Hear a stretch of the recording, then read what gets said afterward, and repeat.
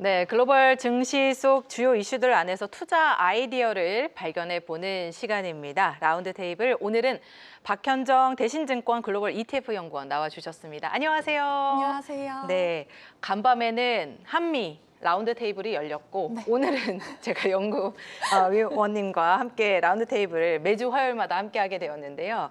자, 오늘 참 외신에서 쉽지 않을 거라고 예상했던 한미 정상회담이 간밤에 그래도 잘 마무리가 되었습니다.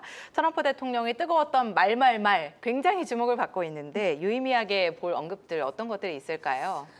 간밤에 이제 한미 정상회담은 이제 예상보다는 좀 양호하게 진행됐다라고 보고 있고요. 사실 이제 경제 분야에 대해서는 사실 얘기가 나온 게 많지는 않았고 주로 발표가 된 내용들은 이제 북한과 관련된 내용들이 많이 언급된 모습이었습니다.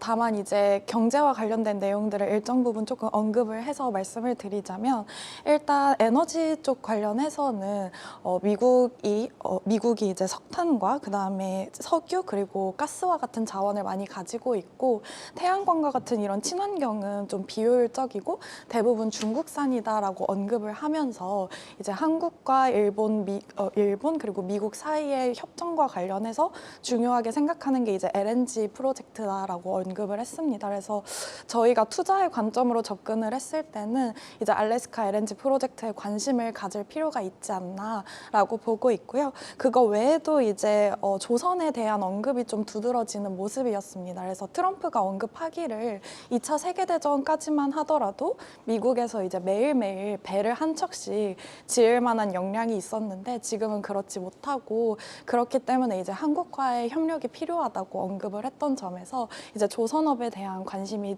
부각이 되지 않을까 예상하고 있습니다. 네, 조선업에 대해서 굉장히 또 의미 있는 이야기를 해주면서 관련 섹터에 기대감이 불어들고 있는데요.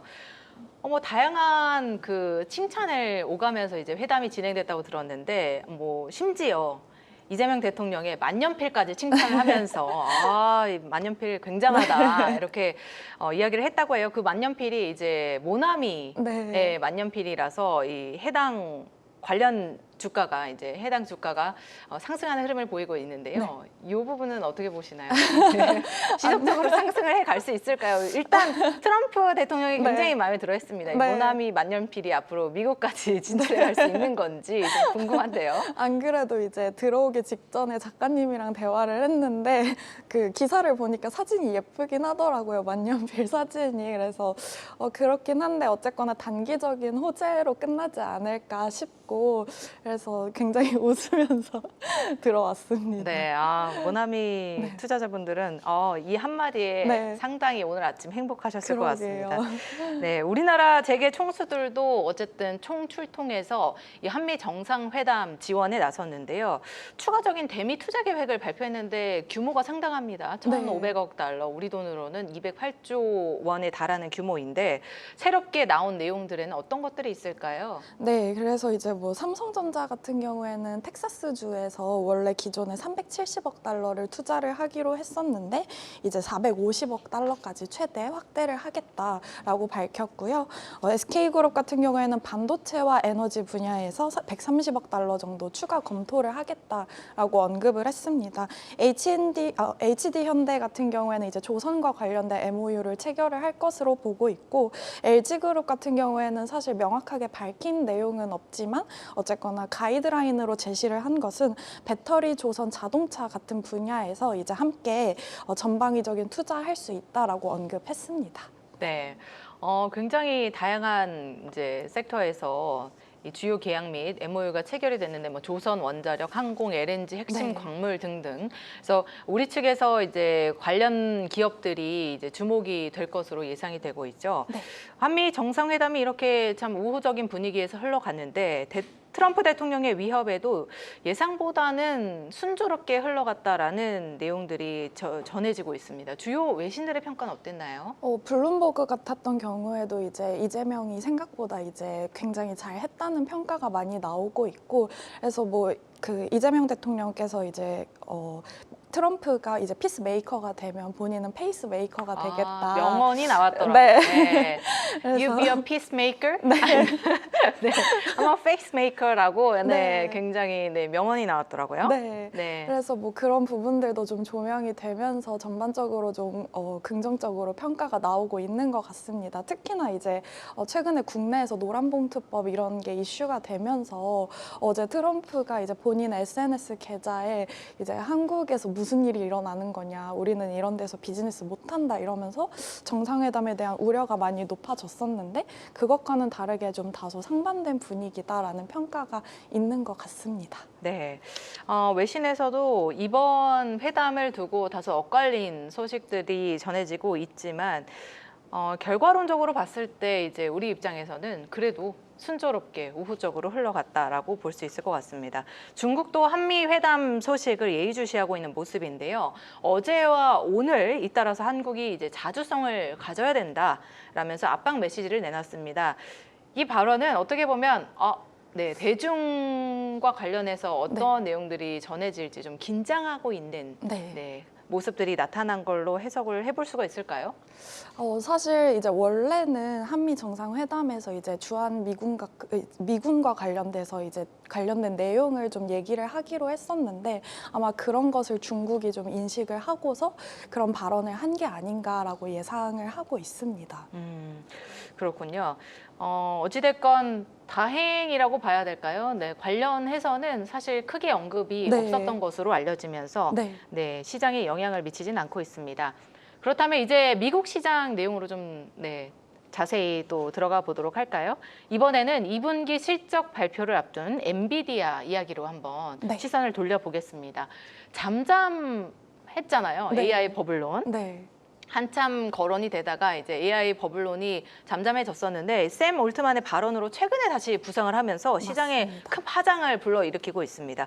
이번 주 목요일에 이제 엔비디아가 실적이 어떻냐에 따라서 시장에 또 크게 영향을 줄 것으로 예상이 되고 있는데 앞으로 이 버블론의 향방 어떻게 흘러갈 것으로 보고 계시나요? 일단 사실 이제 하워드 막스라고 굉장히 유명한 월가의 구루도 최근에 닷컴 버블과 AI 관련된 언급을 했었고 말씀하셨던 대로 샘 올트먼도 말을 하면서 AI 버블론에 대한 이야기가 꾸준히 나오고 있습니다. 하워드 막스 같은 경우에는 이제 투자자들한테 보내는 이 메모가 지금 화면에 나가고 있는데 이런 거가 이게 이제 시장에 대한 예측을 좀 잘 맞추는 모습을 보이면서 유명해진 건데요. 여기서 얘기하는 내용들을 보면 결국에는 이제 매그니피센트 세븐 이들의 우수한 제품 그리고 상당한 시장 점유율 이런 부분들을 감안을 했을 때 이들의 밸류에이션이 이상하다라고 생각은 하지 않는다라고 말을 했습니다. 그것보다는 오히려 이제 S&P 500 기업 중에서 요 7종목을 제외한 나머지 이제 493종목에 대해서 이 기업들이 고평가가 된 부분들이 조금 더 불안하다라고 언급을 했었고 샘 올트먼 역시도 언급을 했던 게 이제 AI가 장기적으로는 경제에 크게 기여할 것이라는 것에는 동의하는 그런 모습을 보였습니다. 그래서 샘 올트먼이 했던 말도 이제 AI는 이제 장기적으로 경제에 크게 기여할 것이고 그다음에 이제 경쟁 우위를 갖고 있는 기업들은 수혜를 볼 거다라고 말을 했는데 이 두 명이 모두 다 공통적으로 하는 말은 이제 소위 저희가 알고 있는 스캠 기업들을 좀 거르고 경제적인 혜자를 가진 기업들을 선별해서 접근할 필요가 있다라고 이제 좀 요약을 할 수 있을 것 같습니다. 그래서 저희가 이제 AI의 발전 단계를 봤을 때 AI가 실제로 이제 생산성을 끌어올리는 것은 에이전트 AI 이후 단계로 보고 있는데 저희 당사에서 추정하고 있기로는 현재 이제 지능형 웹 에이전트 정도의 수준에 머무르고 있는 것으로 보고 있습니다. 그래서 에이전트 AI가 실제로 이제 상용화가 되려면 2028년 이후로 보고 있기 때문에 그때까지는 이제 AI 관련된 투자들이 이어질 수밖에 없다라고 보고 있고 그래서 이제 버블론에 대한 얘기는 계속해서 나오겠지만 투자 심리는 계속해서 또 끌어올려질 수 있다라고 보고 있습니다. 그러면 이제 우리의 관점에서는 가장 궁금한 것이 AI를 약간 2028년 정도에 상용화가 될 것으로 예상이 된다라고 말씀을 해주셨는데 네. 그 시점까지는 투자가 좀 유효하다고 보시는 건가요? 네, 어쨌거나 지금 AI 관련해서 이제 투자가 올라가고 있는 게 캐펙스 부분에서 투자가 나오고 있는데 저희가 최근에 이제 미국의 데이터 센터 건설 지출 금액을 보면 미국의 일반적인 오피스 규모를 거의 따라잡은 것을 확인을 하실 수가 있습니다. 그래서 이런 AI를 좀 더 발전하기 위한 투자가 계속해서 이어지고 있다라고 봐주시면 되겠고요. 그렇기 때문에 이제 28년까지 그리고 저는 그 이후에도 어쨌거나 캐펙스 투자는 견조할 수 있다라고 보고 있습니다. 계속해서 투자가 지속되면서 AI 섹터에는 어쨌든 수혜로 작용하며 네. 이제 우호적인 흐름을 네. 좀 지속할 수 있을 것으로 예상이 된다라고 말씀을 해주셨습니다. 저도 개인적으로는 네. AI 관련주들을 굉장히 좋아하고 또 네. 눈여겨보고 있거든요. 네. 참고해 두겠습니다. 네. 네. 자, 이렇게 대내외 불확실성이 겹치면서 우리 증시 박스권 흐름이 좀 계속되고 있습니다. 사실 이런 대내외적인 흐름을 우리가 보는 것은 우리 증시가 앞으로는 어떻게 흘러갈 것이냐에 대한 관심 때문이죠. 이런 정제된 증시 안에서 국내 투자자들이 커버드 콜 ETF에 눈길을 돌리고 있다라는 뉴스들이 나오고 있더라고요. 네. 커버드 콜이라는 게 좀 생소해서 어떤 상품인지 네. 쉽게 상품에 대해서 설명을 부탁드릴게요.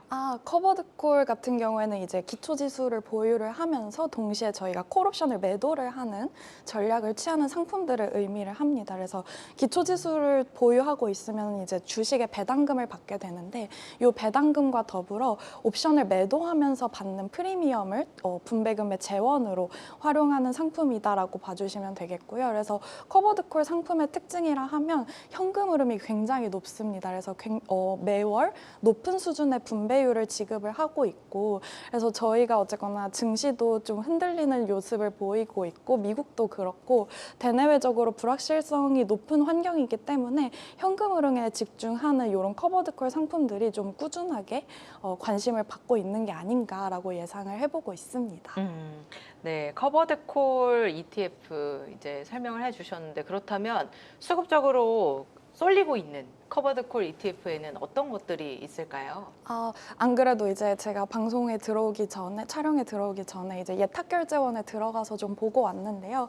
예탁결제원에 들어가시면 국내 투자자분들이 이제 얼마나 어떤 미국 상장 ETF나 개별 종목들을 많이 샀는지를 확인을 하실 수가 있습니다. 그래서 최근 한 달간 가장 순매수를 많이 하셨던 그런 종목들을 보니까 일드맥스사에서 운용하고 있는 커버드콜 ETF 두 개가 이제 각각 5위 그리고 13위에 위치해 있는 것을 확인을 할 수가 있었습니다. 그래서 두 종목 다 약간 성장주 위주로 가지고 있는데 성장주 같은 경우에는 변동성이 굉장히 높아서 자연스럽게 옵션 프리미엄도 높아지다 보니까 높은 수준의 분배율을 지급하고 있는 그런 상품들입니다. 그래서 국내 투자자분들께서 이제 워낙 마이크로 스트래티지도 좋아하시잖아요. 비트코인 관련됐다 보니까. 그래서 해당 종목에 대해서 커버드 콜 전략 취하는 그런 상품들로 많이 들어가는 모습을 보였고요. 국내 같은 경우에는 오히려 많이 들어갔던 게 오히려 일반적인 지수에 대한 거였습니다. 그래서 코스피 지수에 대해서 위클리 커버드 콜 전략을 취하는 그런 상품에 좀 자금이 들어가는 모습을 확인했습니다. 네, 만약에 이제 포트폴리오로 가져가게 되면 전략은 어떻게 세우면 좋을까요? 사실 개인적으로는 이제 커버드 콜 ETF를 모든 분들에게 추천을 드리고 있지는 않습니다. 그래서 커버드 콜 ETF의 장점이라 하면 앞서 말씀드렸듯이 첫 번째로는 높은 수준의 현금 흐름이 있다는 점이고 그리고 두 번째로는 이제 하락을 할 때 일반 지수에 비해서 좀 덜 빠진다라는 점이거든요. 그래서 예를 들면 이제 저희가 9월 초에 고용 보고서가 나올 텐데 이런 리스크가 있을 때마다 일정 부분 좀 회피를 하고 싶다 하시는 분들께 추천을 드리고 있고 그리고 첫 번째로 말씀드렸던 장점인 월 현금 흐름이 높다는 거는 사실 이제 저희 같은 이제 근로자보다는 이미 은퇴를 하셔서 월간으로 좀 꾸준하게 현금 흐름이 필요하신 분들에게 추천을 드리고 있기는 합니다. 그래서 커버드콜 같은 경우에는 저희 같은 이제 현업에서 일을 하고 있는 사람들 기준으로는 저는 포트폴리오 내 이제 10% 이상은 담기를 추천드리고 있지는 않습니다. 네, 참고해서 한번 한번 보시면 좋을 것 같습니다.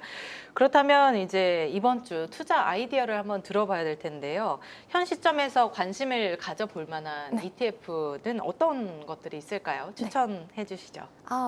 일단 저희가 이번 주 금요일에 엔비디아 실적 발표가 있습니다. 근데 저희 2분기 어닝 시즌 통해서 이제 하이퍼스케일러 기업들이 캐펙스 투자를 이제 시장이 우려와는 달리 2분기에도 계속해서 증가해 왔고, 그다음에 메타와 같은 이런 기업들은 심지어 가이던스도 상향 조정하는 모습을 보였습니다. 그래서 엔비디아 같은 경우에는 저희가 2분기 동안 있었던 달러 약세 기조, 그리고 이제 하이퍼스케일러 기업들의 투자 지속 등을 감안을 했을 때 양호한 실적을 발표할 거다라고 보고 있고요. 저희 2분기 실적이 이제 주당 이제 EPS가 0.97달러 정도였는데 아마 이번 분기에는 1달러 정도로 추정이 되고 있습니다. 그래서 양호하게 실적 발표할 가능성 높고 가이던스도 이제 높게 제시할 가능성 높다라고 보고 있습니다. 그래서 외국계 레포트를 보더라도 전반적으로 좀 우호적인 그런 평가들이 이어지고 있는 것 같고요.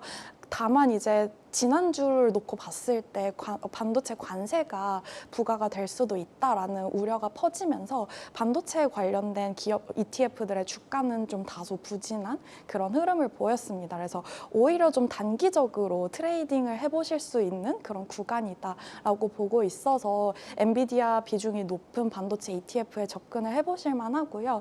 그래서 이제 미국에 상장된 반도체 ETF가 두 가지가 있습니다. 그래서 첫 번째 같은 경우에는 이제 SMH라고 해서 엔비디아의 비중이 한 22% 정도가 되는 상품인데 개인적으로는 이 상품을 조금 더 선호하고 있고, 두 번째로 큰 상품이 이제 SOX라고 해서 SOXX라는 상품이 있는데 이 상품 같은 경우에는 엔비디아의 비중이 한 8%, 9%밖에 되지 않아서 이번 주에 트레이딩으로 접근을 하시기에는 SMH가 유효하지 않을까라고 보고 있습니다. 그리고 앞서서 제가 AI 관련해서 좀 말씀을 드렸었는데 결국에는 좀 저는 액티브 AI 관련해서는 종목을 선별하는 능력이 더 중요해질 것이다라고 보고 있습니다. 그래서 국내에 상장된 ETF로 접근을 하실 때는 좀 액티브형으로 접근을 해보시면 어떨까 싶어서 추천드리고 있는 상품은 타임폴리오에서 운용하고 있는 AI 액티브 상품 추천드리고 있습니다. 그래서 이 상품 같은 경우에는 이제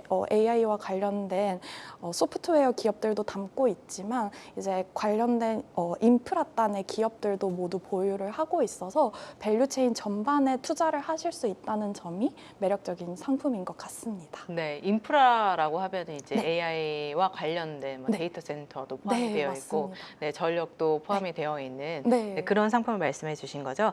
네. 오늘 이렇게 그 투자 가능한 포트폴리오에 담아볼 만한 아이디어까지 제시를 해 주셨습니다. 추가적으로 한 가지 더 여쭤보자면 이제 엔비디아 실적 발표를 앞두고 있는 상황에서 이제 반도체 관세가 우려가 되고 있는 시점이잖아요. 앞으로 좀 장기적으로 봤을 때는 어떤 전망을 가지고 계실까요? 개인적으로는 이제 반도체에 대해서 이제 트럼프가 막 300%까지 부과할 수 있다라고 말은 하고 있지만 저는 일종의 블러핑이다라고 보고 있거든요. 그 이유가 결국에는 이제 미국에서 원하는 것은 AI와 관련된 산업 패권을 유지하고 싶은데 반도체에 대해서 높은 수준의 관세를 부과를 하면 트럼프가 원하는 꿈을 그려가는데 제약이 되는 요소입니다. 그래서 실제로 유럽과 체결한 내용을 보더라도 반도체에 대해서 15%의 관세밖에 부과를 하지 않았습니다. 그래서 국내 관련해서도 아마 비슷한 수준으로 부과되지 않을까라고 보고 있고요. 특히 결국에는 이제 관세로 이제 압박을 하는 이유는 너네 기업들 우리나라 들어와서 생산해라고 일종의 압박을 넣는 거다라고 보고 있어서 말은 100% 30% 하지만 실제로는 이제 그거보다는 훨씬 낮은 수준에서 결정되지 않을까 예상하고 있습니다. 네, 일단은 좀 벌벌 떨게 만드는 그런 경고들을 내놓고 있지만 실제 부과되는 그 비율을 보면 예상보다는 낮은 수치가 나오고 있어서 다소 이제 크게 우려할 만한 부분은 아닐 것 같다라고 이야기를 해주셨습니다.